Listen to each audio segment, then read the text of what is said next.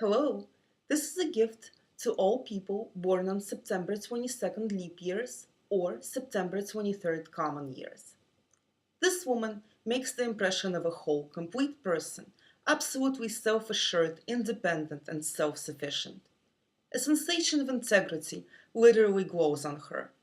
It seems like mentality and physiology are merged into solid one. An observer would never think that she has any psychological issues. She looks adequate, even majestic.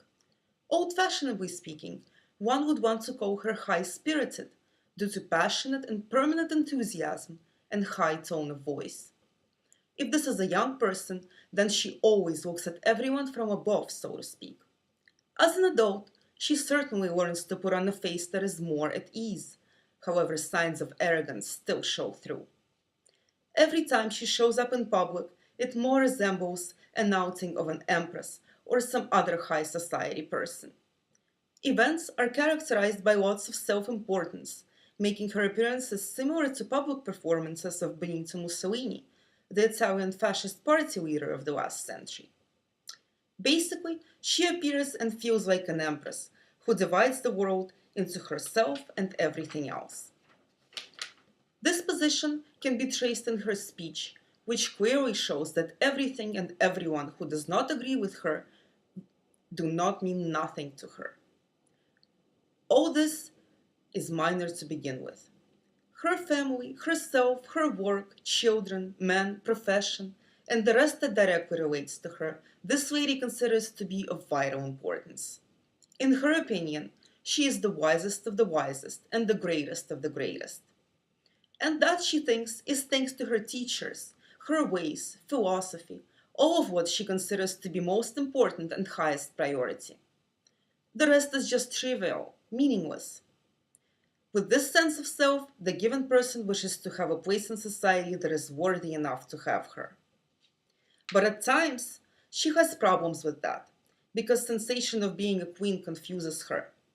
She thinks that when she, being such a unique person, simply appears in society, that by itself should cause delight and a storm of applause. And all her projects and plans should trigger surrounding people to be willing and ready to help while applauding. She also believes that she will be received by society any time, with wide open arms, and will only need to climb up onto a pedestal of glory, honor, and respect. But in practice, things are not like that at all. It is necessary to fight in an environment, to make your way through, and nobody besides you is usually interested in it. Due to all these illusions, the given person quite often suffers failures.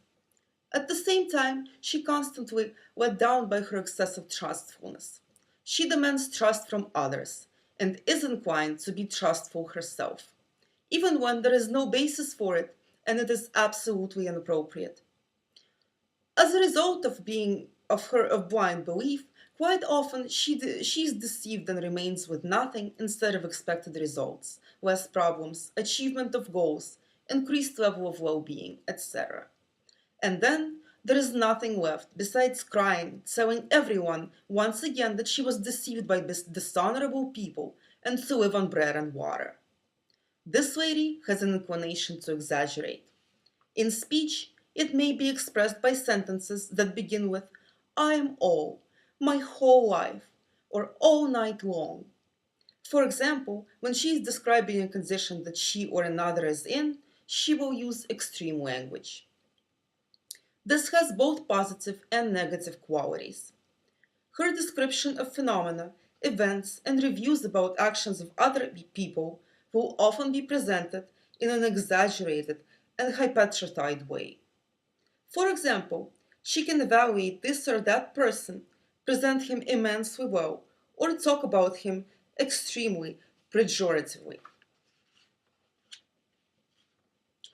All of her opinions, evaluations will always be inadequate. One characteristic of the given lady is her inclination to express herself, to express respect or worship of someone or something very brightly. She is excessive in these displays as well. She accompanies her admiration with big, deep sighs and does it with excessive self-importance. Her worship of someone is so obvious that it is evident at once.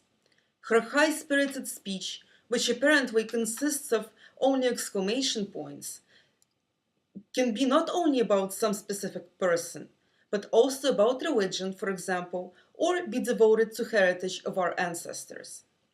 But in any case, this speech will be passionately exciting and with a hint of hysteria.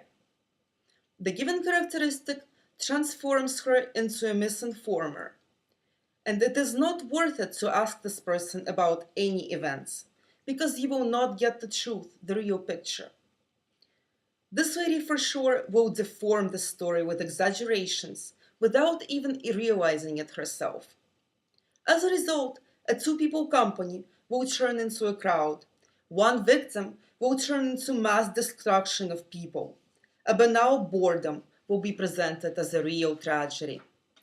The given person differs from the rest that she seriously depends on her emotional conditions.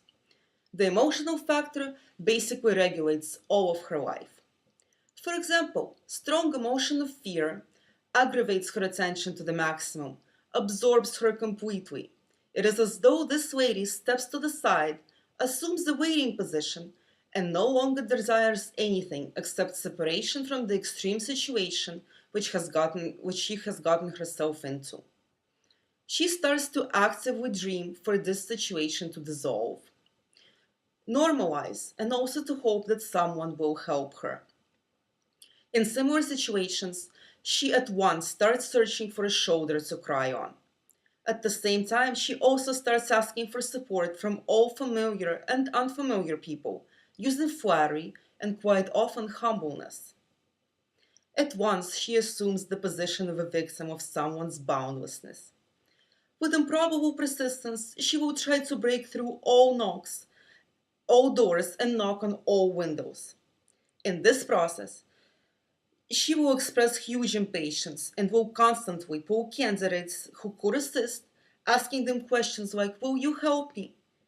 When will you do it?" In an emotional fuss, this lady absolutely ceases to think and does not even understand that even with readiness to help, some problems cannot be solved with one stroke. To everyone whom she has decided to ask for help, she will address with words like, "You are my only hope," in a pathetic way. An interesting fact is that fear causes her intellect to work more powerfully. So her head can analyze and calculate at more intense level. Having a clear mind, she could easily calculate all courses and outcomes. What should be the next steps? Who can serve as an alibi? On whom to go loose? Who to praise? And so on. But instead, she prefers to hope and run around asking for help all of her friends. Captured by the emotion of fear, she, figuratively speaking, becomes a captain whose vessel suffers a disaster. And instead of jumping in on the boat and urgently be rescued from the sinking ship, she remains in the cabin and starts dispatching SOS signals. It seems that it does not even cross her mind that it is necessary to undertake some independent steps in order to rescue herself, and not just be ready to sink with the vessel with pride and honor. Frightening situations cause a storm of emotions in this lady, like an ocean wave covering her head. She begins to run around chaotically, becomes confused, makes a decision, and then denies it. Then, without understanding what is actually happening, she undertakes some strange steps. This emotion disturbs the work of her intellect, and the efforts are rearranged to shake out help from anyone by any means, and although she could do some of those things herself. In this process, everyone who she hoped would help, but who did not help, become worst enemies. No matter if they have a valid reason to act that way or not. These people get added to her blacklist, and she defames them at every occasion. Instead of normal work, her intellect becomes engaged in the construction of absolutely inconceivable, unreal designs, which are directed at self-deception than at resolution of a given problem. She starts to comfort herself. Everything will be fine. It's not all that bad, actually. Negative situations also trigger her clairvoyant abilities. It would be more correct to name them original forecasting of future events. When she says something like, "When all this is behind us, I shall recall it with a smile." Similar mental concepts not only not give anything as far as resolving a problem, but also prevent her from seeing the current situation.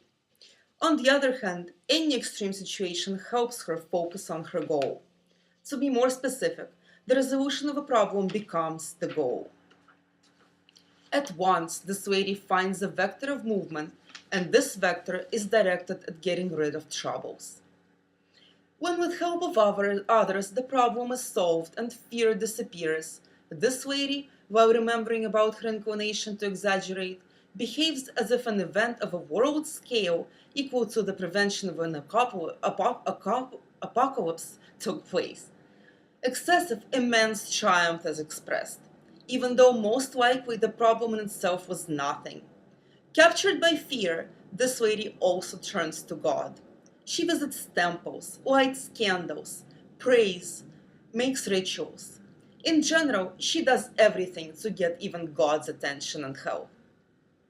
And she does it even when her belief is not yet real.